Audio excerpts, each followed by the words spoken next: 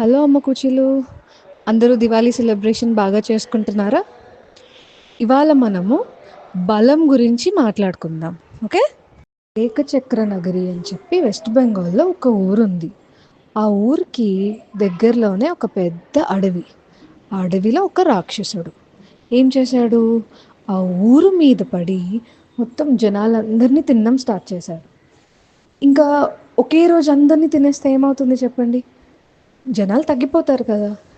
So ఇంకా ఆ ఊర్లో జనాలకి ఆప్షన్ లేక వాళ్ళు ఏం చేశారు, ఒక మీటింగ్ పెట్టుకుని, మేమే రోజుకొకళ్ళం ఒక్కొక్కరు చొప్పున నీ దగ్గరకు వస్తాం, మాతో పాటు నీకు కావాల్సినంత వేరే ఫుడ్ కూడా ఉంటుంది.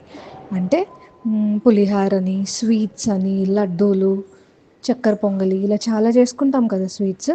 అవన్నీ ఫ్రూట్స్, ఇలా మొత్తం ఒక బండెడు పంపిస్తాము. ఆ బండితో పాటు ఒక మనిషి కూడా నీ దగ్గరికి ఆహారంగా వస్తారు అని చెప్పి వాళ్ళు కన్విన్స్ చేస్తారు. ఇంకా ఈ రాక్షసుడు వచ్చి ఓకే, కానీ మీరు టైంకి పంపించకపోయినా తిరిగి నేనే మళ్ళా మిమ్మల్ని తినేస్తాను అని చెప్తాడు. కొంచెం లయన్ అండ్ ర్యాబిట్ కథలాగే ఉంది కదా, అలానే ఉంటుంది. అలా ఒకరోజు ఆ ఊరికి ఒక ఫ్యామిలీ వచ్చింది.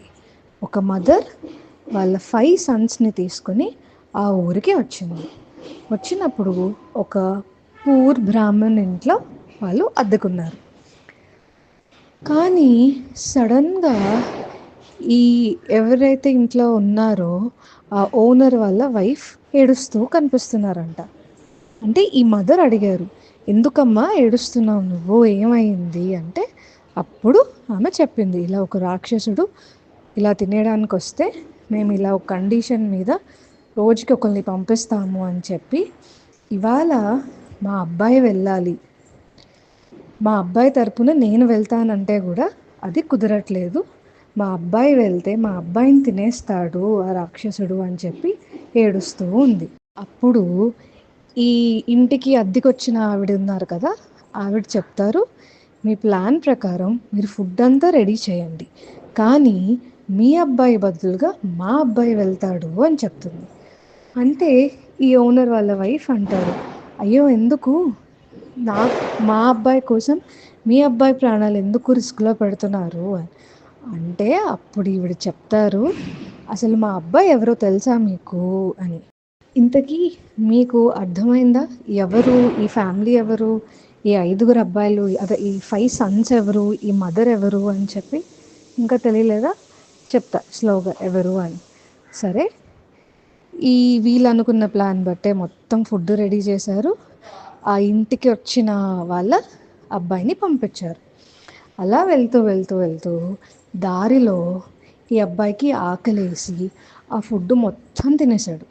రాక్షసుడికి ఫుడ్ లేదు, మొత్తం తినేసి ఒక చెట్టు కింద అలా హాయిగా బజ్జున్నాడు ఆ అడవిలోనే. ఈలోపు అక్కడ రాక్షసుడికి కోపం వస్తుంది. ఎందుకు, ఆకలేస్తుంది. మనందరికీ కూడా అంతే కదా, ఆకలేసింది, ఫుడ్ రాలేదా ఏదేదో అరుస్తాం, చిరాకు పడతాం. అలాగే రాక్షసుడు కూడా ఆకలేస్తుంది, ఎవ్వరు రావట్లేదు, సరే ఇలా కాదు, నేను మళ్ళీ ఊరి మీద వెళ్ళి అందరినీ తినేస్తాను అని చెప్పి వచ్చేసరికి అక్కడ దారిలో ఖాళీగా ఈ ఎడ్ల బండి, ఫుడ్ అంతా పంపించిన ఎడ్ల బండి ఖాళీగా కనిపించింది.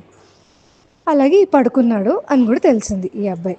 అప్పుడు రాక్షసుడికి కోపం వచ్చి ఒక్క దూకు దూకి యుద్ధానికి వెళ్ళి, ఎలా అయినా ఈ అబ్బాయిని నేను తినేస్తాను, నా కోసం ఫుడ్ పంపిస్తే ఇక్కడ పడుకుని ఉంటాడా అని చెప్పి అనుకుంటాడు. కానీ ఈ రాక్షసుడికి ఆ ఎదురుగుండా ఉన్న మనిషి ఎవరో తెలియదు, అతని బలం ఏంటో అసలు తెలియదు.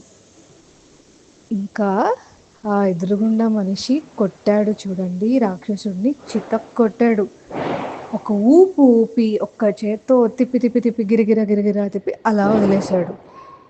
ఎగిరెళ్ళి ఒక చెట్టు కింద పడి అలాగా పడిపోయాడు. ఇంతకీ ఎవరో తెలుసా ఈ అబ్బాయి?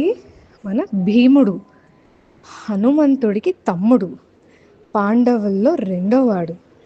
ఈ అడవికి వచ్చిన వాళ్ళ ఫ్యామిలీ కుంతీదేవి అండ్ వాళ్ళ 5 అబ్బాయిలు పాండవులు.